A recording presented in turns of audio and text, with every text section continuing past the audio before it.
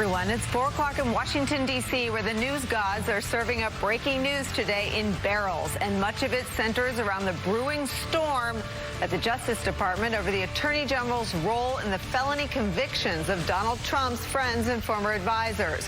First, the bombshell news that William Barr, who is already under fire for political influence in the sentencing of Trump advisor Roger Stone, is now taking the rather extraordinary step of investigating the investigation into Trump's former national security advisor, Mike Flynn. Flynn admitted to lying to the FBI and should be sentenced soon. From the New York Times, who broke that story, quote, Attorney General William Barr has assigned an outside prosecutor to scrutinize the criminal case against President Trump's former national security advisor, Mike Flynn. The review is highly unusual and could trigger more accusations of political interference by top Justice Department officials into the work of career prosecutors. NBC's own Carol Lee adds more details in her reporting on this story. Quote, the Justice Department recently opened an inquiry into the circumstances surrounding the FBI's interview of Michael Flynn while he was serving as President Donald Trump's national security advisor. Barr asked the U.S. Attorney for the Eastern District of Missouri, Jeffrey Jensen, to look into Flynn's FBI interview, Carol reports. Also in breaking DOJ news today, the Justice Department will not pursue criminal charges against former acting director of the FBI, Andrew McCabe. McCabe, of course, authorized the investigation into Trump before Robert Mueller was ever appointed. And McCabe and his wife are constant targets of smears from the president. Washington Post reporting this afternoon that, quote, the move was said to infuriate Trump, who has raged publicly and privately in recent months that McCabe and others he considers political enemies should be charged with crimes. Notably, McCabe was deputy director of the FBI when Flynn lied to FBI agents, so any re-examination of those events would surely involve McCabe's tenure as well as James Comey's and others who Trump considers enemies. Adding to the tension between the Barr-directed probe of the Flynn interview and career officials at DOJ is today's assertion from Donald Trump that he has a legal right to get involved in criminal cases. That assertion followed yesterday's televised plea from Barr asking him to refrain from doing so. That's where we start today with some of our favorite reporters and friends. From the Washington Post, national security reporter covering the Justice Department, Matt Zapotosky, NBC News correspondent Carol Lee, former U.S. Attorney Joyce Vance, and Matt Miller, a former chief spokesman at the Department of Justice, is here. Carol, first, take me through what's being reported right now about what looks like another sort of special counsel-like examination into the investigators who investigated a Trump ally. Yeah, so what sources have told us is that Barr asked the U.S. Attorney in St. Louis to lead an inquiry into the Flynn case, specifically his FBI interview, which is at the center of really everything having to do with Flynn. And our understanding is that it happened very recently, and one source told us it was very sensitive, so it was not necessarily something that they wanted to have out in the open, like we've seen with these other sorts of inquiries that Barr has ordered up. The concern that people I talked to had about this is that it could be one of two things. One is, if you look at who was involved in the Flynn's FBI interview, it was January 24th, 2017. It was Andrew McCabe, it was James Comey, it was Peter Strzok, and those are all the greatest hits that the president likes to harp on and has criticized, and who has said, as you noted, they should face some sort of criminal penalties, and they haven't yet. And so this could be a sort of backdoor way to try to get them some more. That was one concern that a couple people I talked to raised. And the other is that if they can stir the pot and muddy the waters and make it look like maybe something wasn't quite right, some I wasn't dotted here or a T crossed there, that makes a presidential pardon for Flynn something that's far more defensible at a time when Barr's under a lot of pressure. So, Matt Miller, only the Trump White House and the Barr-led Justice Department could make a Flynn pardon look like the lesser of two evils here in the announcement of a special investigator to reinvestigate the investigation of convicted liar Mike Flynn.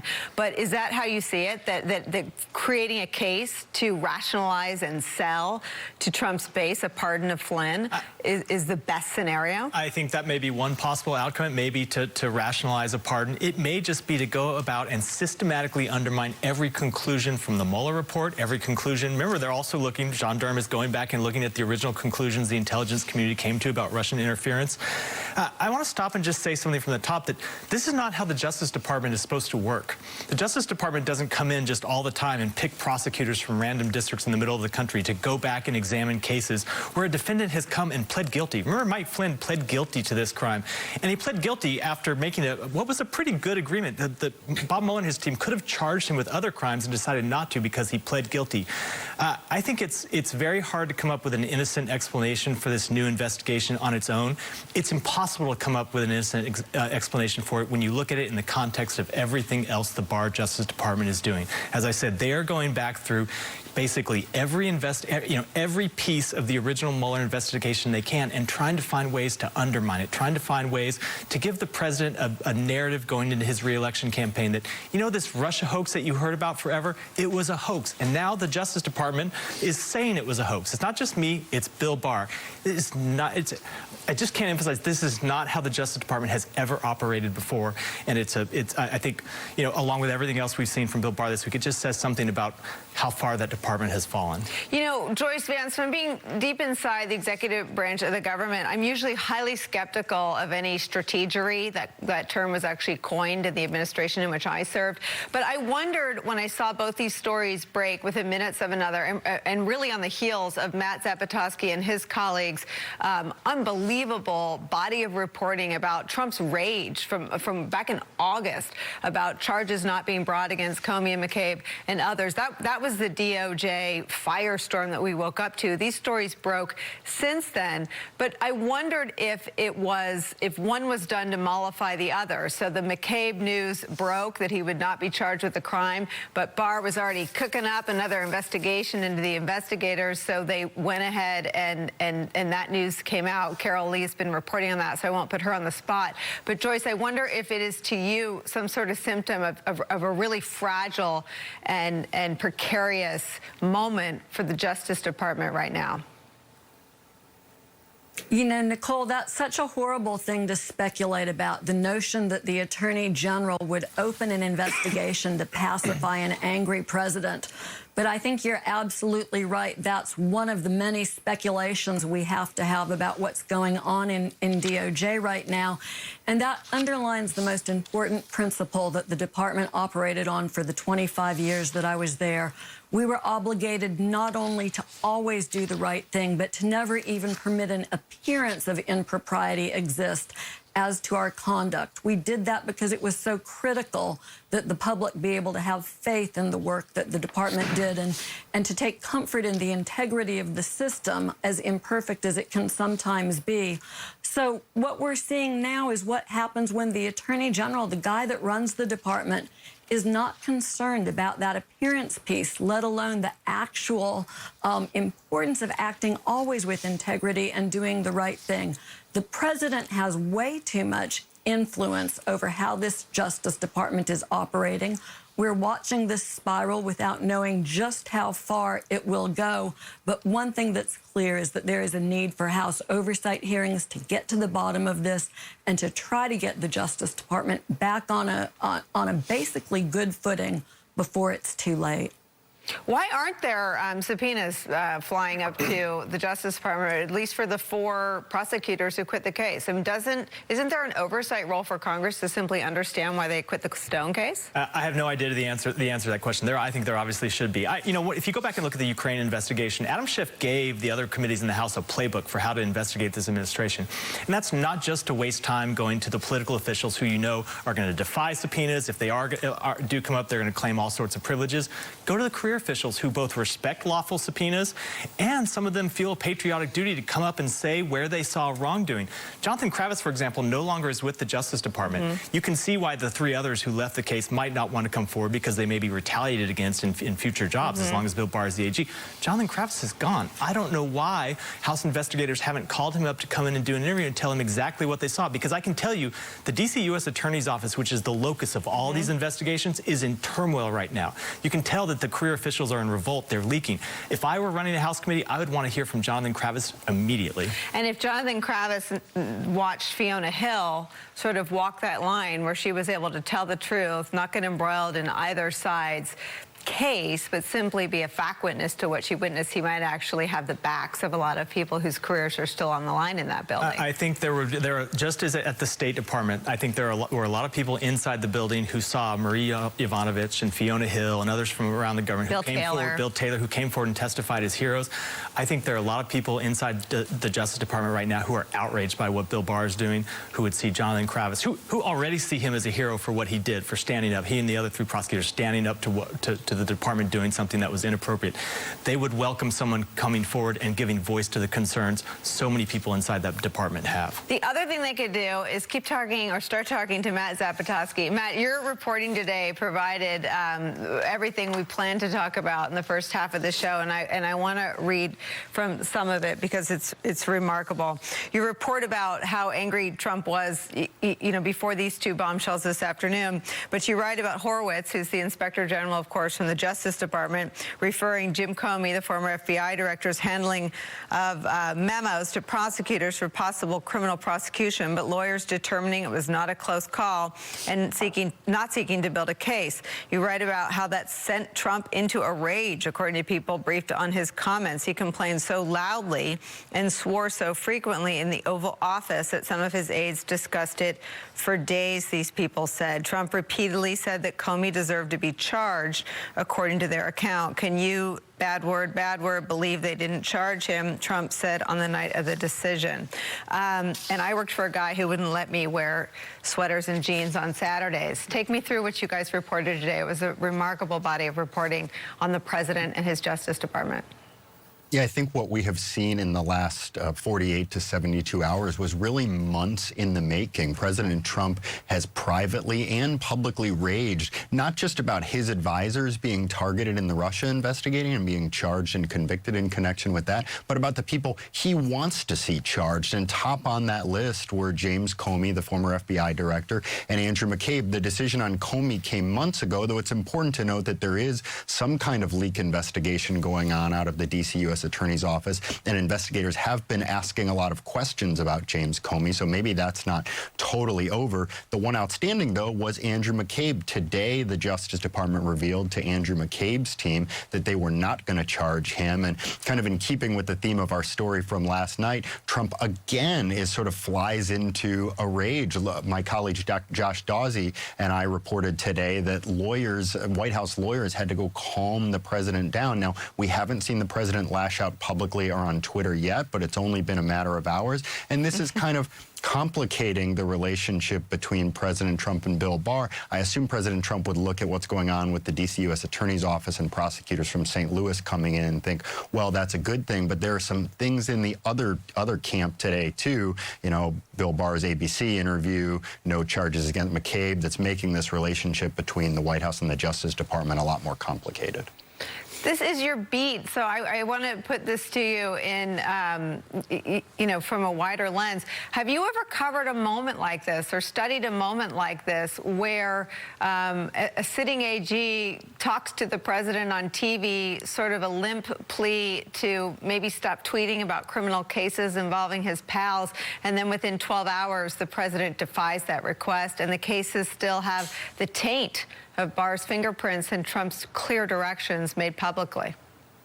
Yeah, look, so I've covered the Justice Department since 2016 in the heart of the Hillary Clinton email investigation, so it's almost as if I've never known a Justice Department in kind of normal, calm times. But I would say this to your question, Trump and Barr's relationship, I'm struggling to understand. It seems like Barr was such this loyal soldier for the whole time, and maybe still is, yet he comes out and he's the cabinet secretary more than anyone to criticize the president. I mean, you call it limp, but what is another example of a cabinet secretary kind of publicly defying Trump? We understand that he privately for weeks too has been begging Trump not to tweet. And then most remarkable of all maybe is Trump just doesn't listen. This morning he says, look, I'm going to tweet. He tweets, and his tweet is specifically about getting involved in criminal cases, the one thing that Bill Barr had sort of warned him not to tweet about. So, you know, the next 48 hours are going to be particularly interesting, but also the weeks and months leading up to the election. Can Bill Barr navigate this balance of pleasing President Trump and keeping the department kind of on his side, keeping control of his department? It really felt in the last 48 hours like he was losing it, and I don't really know where it stands now. I take the note on limp. I'll order a thesaurus, but it was, if nothing else, impotent. I mean, as Matt just laid out. I mean, whatever you thought, I thought it was for show. I thought it was baloney. I was a communications advisor to a sitting president. I have a pretty good radar for communications activity that is done when all the alarms are blaring and the sprinklers are soaking the building and you've got a 4-alarm fire on your hands with your workforce. That's what it looked like to me. So I thought it was lame. I thought it was half-hearted. It didn't feel real to me. And Trump defied. So whatever it was, I don't know what's in Barr's mind or what's in his heart. Whatever it was, it didn't work. I mean, Donald Trump made his intention to continue to meddle in criminal probes involving his friends abundantly clear to the world today.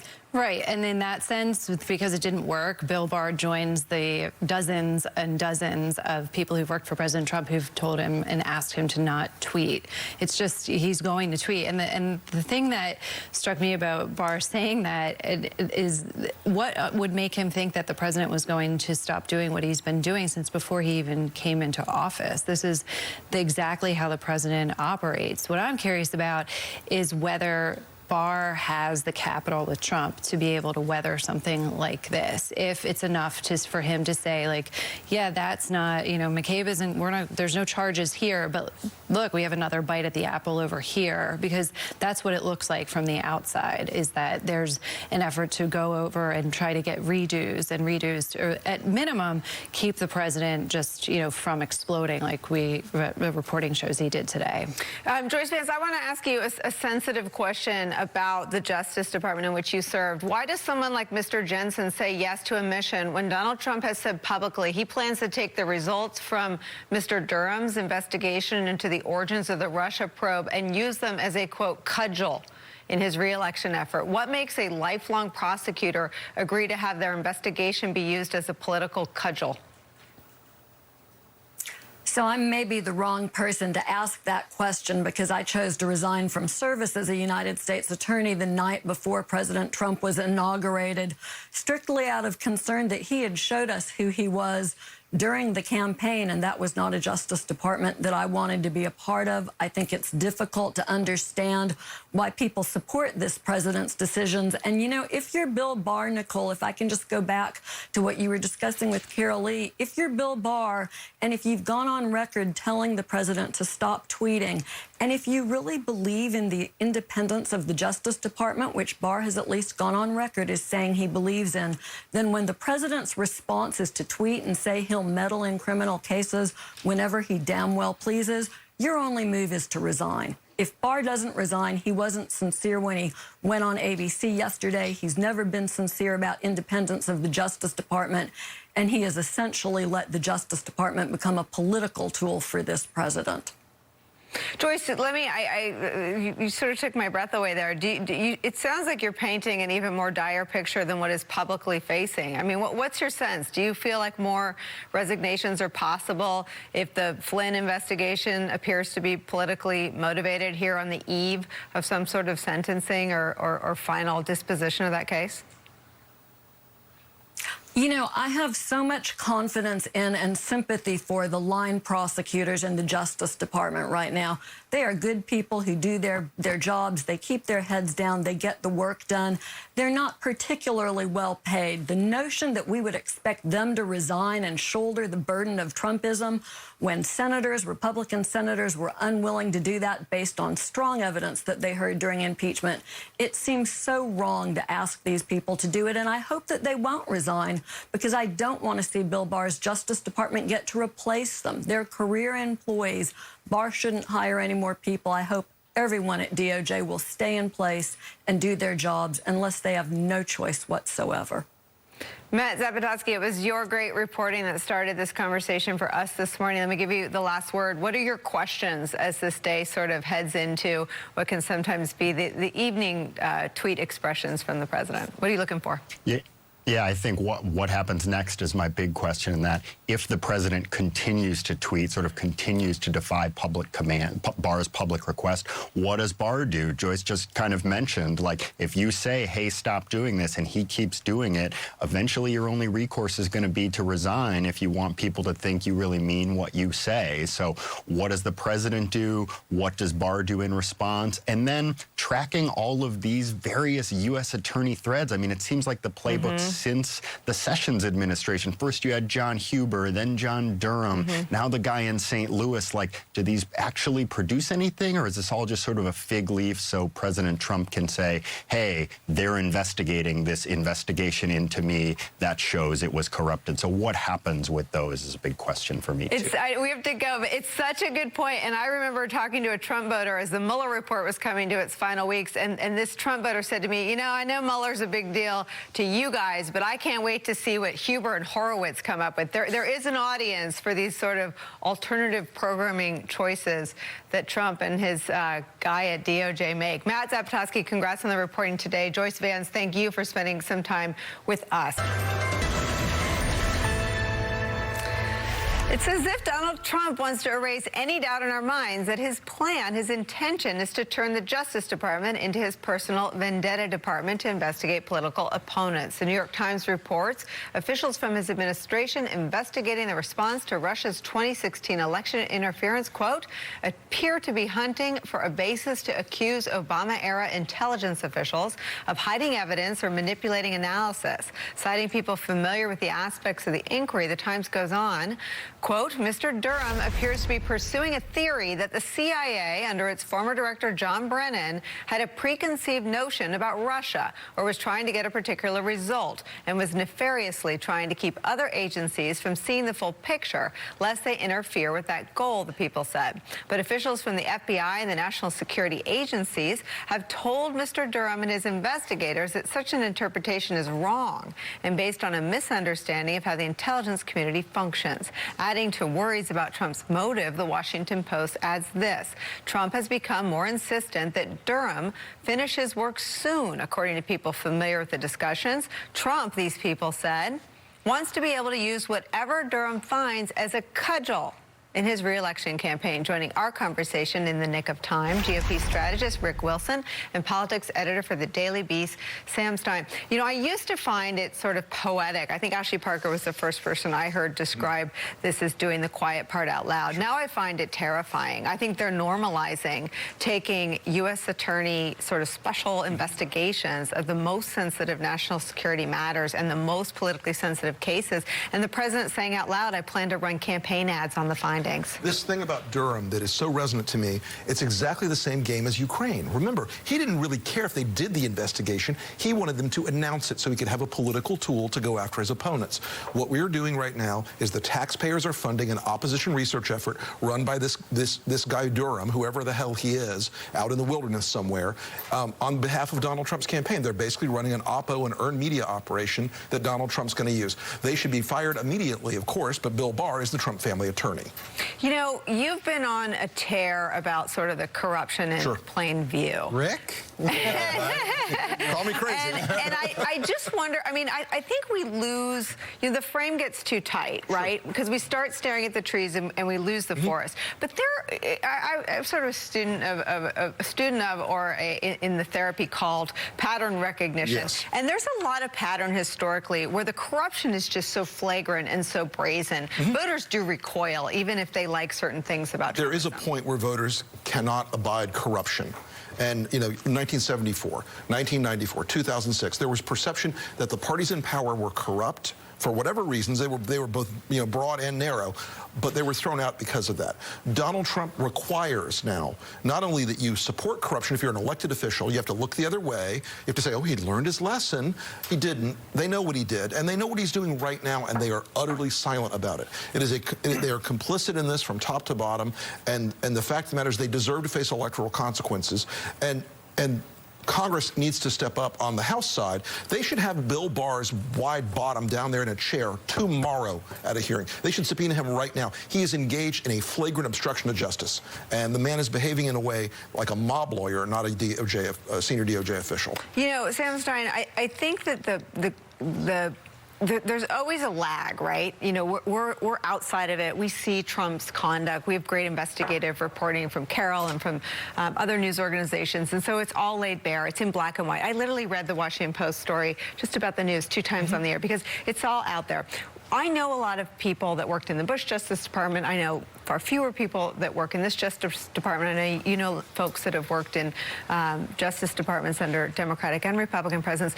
The kind of person that has that job thinks that they're protected by sort of black and white things, the rule of the law, the letter of the law, I won't be corrupted. The truth is, as you've written, everything Trump touches dies. And you see sort of the gangrene really starting to spread through the Justice Department. How deep and how wide do you think sort of the contamination is, or the feeling of contamination is? I say this, my wife worked for the Justice Department once upon a time, and still thinks about that time with, a lot of respect and reverence for the institution. And of course, for people like her and for others who are graduates of the institution, including yourself, I'm sure it's exceptionally painful to see the rot that's taking hold in the reputation.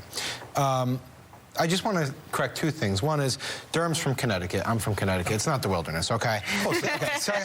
Secondly is, while I agree with you, I think there's a culture of corruption happening here, and it's affecting the Justice Department. Perception, right. But I also think, and I think it's worthwhile to talk about, that there's 2 types of conversations. One that we're having, and then the other side, what Trump fans see is that he's rooting out corruption. Now, I don't think that's legitimate, but what they see is, in fact, the corrupt entity here is not Bill Barr, but the deep state, quote unquote, and the lawyers, the institutionalists at Justice, who would dare look into Donald Trump during an election and try to rig that election. Of course, that's silly. There was ample reason to do an investigation.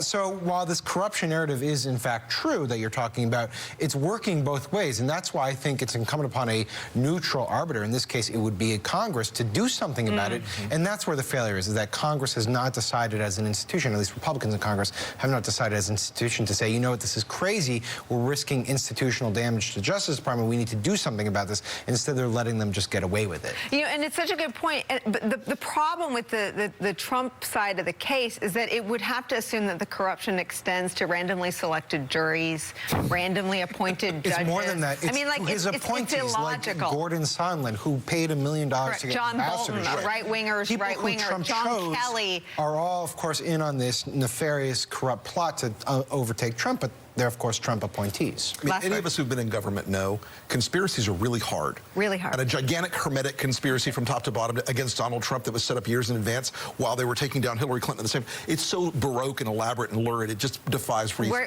Where you had to get like Robert Mueller and John Brennan and John Kelly and John Bolton in the treehouse. And also to do it so ineffectually that you actually allowed him to become president. Right. It doesn't make any sense. Let me just say one quick thing. Real quick. I know you have to. The sad thing is, it's not Congress that should be the neutral arbiter. It's supposed to be the Justice Department. Right. So that's what's so sad about what's happening. Yes, Trump has to call other people corrupt because he is corrupt. The Justice Department is supposed to be the entity that's removed from that and arbitrates that question. They're now completely corrupted themselves. That's what's so hard. Carol, let me give you the last word. The intelligence community has been wary of 2 things. They've been wary of Durham's scope, and even though he was viewed as an honest broker in the investigation into the torture tapes, which, as it was shorthanded, there's been concern around 2 things. One, that Gina and Haspel didn't have their back, and 2, that it was around something that isn't really knowable. I mean, they were relitigating or seeking to open up a process that they didn't really understand, how intelligence analyses are created. Both of those are really good points. And the Gina Haspel one will be a very interesting thing to watch. Because like you've seen with Bill Barr losing the building inside the Justice Department, she has not gotten to that point yet. And if she winds up not defending the CIA officials, then you could see that her having a similar problem. And she hasn't yet. And I'm sure clapping at the State of the Union didn't help. Matt Miller, Carol Lee, thank you both for spending some time with us. The establishment is getting nervous. That is a good thing. Let us go forward. Let's win here in North Carolina. Let's win the nomination. Thank you all very much. Thank you, Jason. We're not nervous about you, brother. We're nervous about the guy in the office with no corners. That was Bernie Sanders back out on the campaign trail today, but he's not in Nevada or South Carolina, where the next votes take place. Instead, he's taken a page from the Bloomberg playbook, it would seem, heading straight to Super Tuesday states. Today, he's visiting North Carolina and Texas, 2 of 14 states, casting their votes then. And new polling shows he's doing well in both of those places. A recent North Carolina survey among registered voters finds him leading Biden way out on top by 6 points. In Texas, he leads the former VP by 2. His 24% support there was up 12% from October. Joining our conversation from North Carolina, Shaq Brewster, who's following the Bernie Sanders campaign. And not that they need to be buoyed. They always look pretty pumped, but those polls, good news for the Sanders campaign today. That's exactly right, Nicole. And it's very clear that this campaign is putting a premium on these Super Tuesday states. You know this. There are different levels of investment you can make as a campaign. You can invest your money, for example, and the campaign did this with that $5.5 million ad buy that they announced last week. That included many of these Super Tuesday states. And then there's the candidate's time, and that's what we're seeing today. Senator Sanders had 2 events in North Carolina. Right now, he's still speaking on stage here in Charlotte, North Carolina. And then later today, he'll be going to Texas in the Dallas area for a big rally there.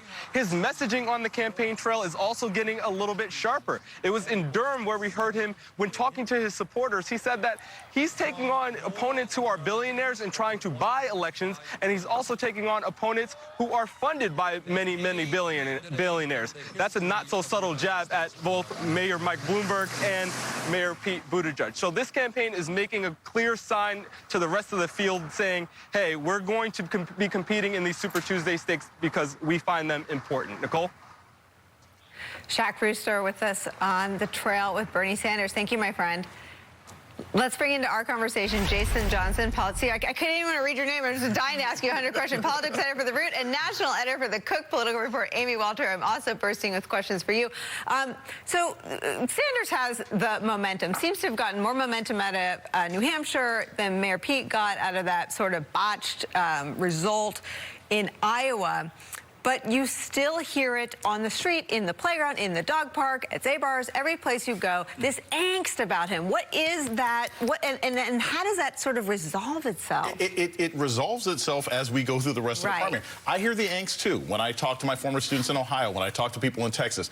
Bernie Sanders is something completely new. He is something that we have not seen in American politics in a long time. And when something new is tried, people get nervous. They don't know if it's going to work. They don't know if it's going to be effective. The high-level political argument that I tend to hear from people is they fear Bernie Sanders turns more blue states purple than red states purple. That's what I hear from my consultant friends. What I hear from regular people is, I don't know if his plans are actually going to move people. I don't know if his plans are actually effective. And when Alexandria Ocasio-Cortez said earlier this week, well, hey, look, even Medicare for all is going to take a bit longer. That's the first time you've heard anybody on the Sanders team talk about, well, yeah, we will have to deal with the Senate. And that's the kind of question he's going to have to answer to make people who are nervous on the ground think that he might be a real option. So I have a window into sort of the less elegant sort of high-low. Sort of the highly informed, Twitter universe is his people are brutal, that take no prisoners, very Trump-like. And that's what's being said about his supporters, in a sense that Bernie doesn't want to rein that in the same way that Trump doesn't rein his people in. The more sort of people functioning in the real world without, the blue swish on their phones, not Twitter players, they're gravitating toward other people because they simply don't think that someone who is branded a democratic socialist could ever beat Donald Trump, who has the stock market unleashed and roaring. That's right. So this is what I hear mostly from voters is, you know what? It's not that they dislike Sanders. They just don't think he can win. And the issue is electability. It is all that Democrats are concerned about. Now, there is a core of Bernie Sanders supporters who are going to stick with him no matter what, and we've seen what that base is. It's 26% of the popular vote. But expanding that base, how does he do it? In one way, he does it because, as we know, the not Bernie Sanders candidate hasn't been determined, and they're splitting the vote a lot of different ways.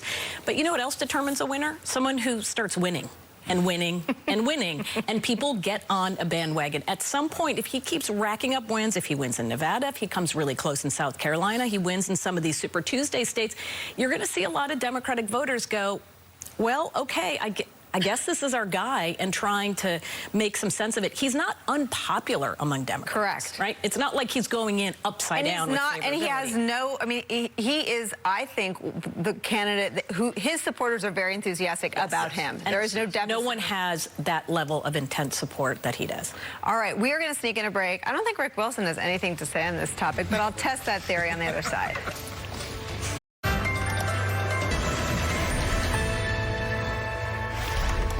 We are back.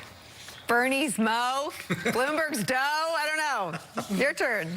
Look, I say this a lot. I'm not trying to pick the Democratic nominee, but if I were still doing what I used to do for a living, which is burn down people like Bernie Sanders to the ground, you can see exactly why Trump is trying to pick him as his opponent. They want to make this a race between the old commie who just had a heart attack and the great economy. They don't want it to be a referendum on Donald Trump's corruption and his cruelty and his destruction of our norms and institutions. They want it to be about this caricature, and Bernie Sanders fits that perfectly. And you know who he loses? He loses every rural Democrat that flipped from Obama to Trump. He can't get them back. You know why? They're not a bunch of hardcore progressives who want to march the aristocrats to the guillotine. They're not people who are so woke that they are in the Bernie Bro frequent flyer club. They are much more moderate. Even as Democrats, they're much more moderate. And that's in Wisconsin, Ohio, Pennsylvania, Arizona, Florida, Michigan. It is not the recipe for a sweeping revolution, because those people aren't out there. This imaginary like youth revolution, it never comes. The greatest youth turnout in our modern history was between those two sexy young guys, George Herbert Walker Bush and Mike Dukakis. Bernie Sanders is not going to rev up this mystical vote that's out there and unaddressed. And in fact, I predict he'll lose 44 states if he's the nominee. Yeah. 44 states is a little excessive. Try me. Well, we'll pin this one. I guess I have a differing opinion than the panel here. I do think Bernie has obvious flaws as a general election. I mean, I think it's silly for Bernie's people to act like he's the perfect candidate to run against Trump. But then I look at the other people who potentially could run against Trump, and there are legitimate cases to be made that each of them have their own unique set of flaws, if not bigger flaws. And so when the Democrats that I've talked to are going into the voting booth, they look at certain things. One is, of course, preeminently, who will be best against Trump? And they can make the case that Bernie, in fact, can for a variety of reasons. One is, no one has built a bigger grassroots fundraising apparatus, which actually does matter. No one has a bigger volunteer-based army. And his unconventionality does, in some ways, suit these times, in that he can be the candidate who has, you know, an internet culture that can, you know, go to war for him, basically, in a way that Trump's has for him. So, yes, there are incredibly risky elements to his candidacy. I think it's silly for people to deny that. But there is something that is, you know, that I understand why voters get sold on, and I don't think it's dismissible right off the bat. I don't think it's an issue of being dismissible, but I think it's also who he ends up running against. If I'm Bernie Sanders, the candidate that I want to run against, if we get this down to two people on the Democratic side, he wants to run against Mike Bloomberg. He has to beat Mike Bloomberg, because Mike Bloomberg is a cartoon villain for everything that Bernie Sanders stands for. He is Lex Luthor, the big rich guy who wants to buy everything. If he can beat him ideologically and structurally, if he can beat that money, if he can beat Mike Bloomberg's background, then he can make the case to everybody, I can also beat Donald Trump. That's what everybody's waiting to find out. The people, is exactly what you said. Lots of people like him. They don't think he can win. They don't necessarily think his plans are believable. And he hasn't been able to sell African Americans. He's doing okay with Latinos, but he can't get anywhere with black people over the age of 30. And you got to have people whose lives are on the line, who are intimately concerned about this election, believing that you can win. He hasn't sold that yet. Again, he beats Mike Bloomberg. Maybe he can make that argument. I mean, this is where I feel like the politics of sort of the Trump hysteria take us far away from sort of the politics that when I was doing campaigns used to be the starting point. And that would be, you wouldn't deign to put forward a candidate that's nowhere with African-American voters on February 14th of an election year. And so I guess, and I'm on the record, I will vote for whomever, I will gladly and easily and handily vote for Bernie Sanders if he's the nominee. This is not personal, but my political strategist is like, it's a four-alarm fire in my political soul. I mean, how do you as a Democratic Party tell everyone to get behind someone who is, and I don't know, I have no freaking clue what Democratic Socialist means, but everyone thinks that's what he is, and it sounds scary, and he's gotten very little African-American support. And I have to add this, enthusiasm is one thing, but money matters too. You look at the people that Mike Bloomberg has been hiring, the money he's throwing out. There's a great story in the Miami Times that just came out today where he offered a young black activist $6,500 for the next 8 months. And the guy said, no, I'm a Bernie Sanders supporter, but I had to think about it because he's offering health care. I mean, Mike Bloomberg can literally change the local economy in certain black towns just by paying people. That matters. Yeah. And if you're willing to pay those people for an extended period of time, you can hold on one influence second. I don't disagree with that, but I think there's a backlash to that Bernie has already taken and used to his advantage, which are people who I were talking to are absolutely repulsed by the idea that Michael Bloomberg would come in, throw hundreds of millions of dollars and think that he can win votes. I mean, there is a backlash to that you need to understand is happening. Now, is it more important than the actual money itself? To be determined. I think would be silly to sit here and predict. But, you know, a good chunk of this Democratic Party is animated by the idea that money should be out of politics and that the fundraising apparatus and structure that Bernie's put together is, in fact, the future and the platonic ideal of how you should run a campaign. See, I think, but I love that you use platonic ideal because I think there is still a lot of this discussion that is, well, ideally we want this kind of, ideally we have to stand by our principles and who we are as a party. They want to beat Donald Trump. Right. And if that I would argue they need to be, I mean, has anyone read whatever the vehicle is, no matter how flawed that vehicle, Correct. that is who they're going to get behind. The other question for Bernie Sanders, and I think the real pushback isn't going to necessarily come from the establishment Democrats, but from House Democrats. I think the bigger problem for House Democrats is all those seats that flipped, especially in the suburbs, where he will be toxic. And you're really talking about if the issue is we're going to elect a president, you need a Senate and a House to get anything done. It's not just can he win the Senate, it's, oh my God, are we going to lose the House too? Right. All right, one more round with all these great guests on the other side of our last break. Don't go anywhere. It strikes me with 3 minutes left to go in our program, no one has said the words Joe Biden. Why not? Yeah, boy. Hey.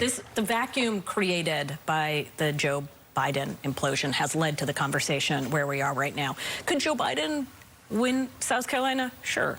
But right now it doesn't look like he's winning in Nevada. And at some point, without the money or the momentum, it is really hard to see where he goes from here. And so we had somebody who initially, I'm sure you all had these conversations too, with Democrats who said, I can't believe he can win the nomination. He's too weak of a front runner. But he kept holding on and kept holding on. And it looked like, well, maybe he can kind of skate through this until the voters spoke up. Well, he's a good, I would say, like, if you had a buy-low candidate, maybe, but he, first of all, has no money. Right. Secondly, this is performative for him, right? He needs to show not only that he can win a debate or win a primary, but that he can actually throw a punch. There are so many people, figuratively. There are so many people I talked to in New Hampshire who told me, they're like, I want to vote for this guy, but I want to make sure he has a pulse first, right? Like, Donald Trump has been going after his son in visceral, emotional terms for months, and he's saying nothing. Like, show me you care, and he just hasn't. To be fair, the high water marks of the Biden candidacy have been the toughest and most eloquent attacks on Donald Trump's racism. Yes,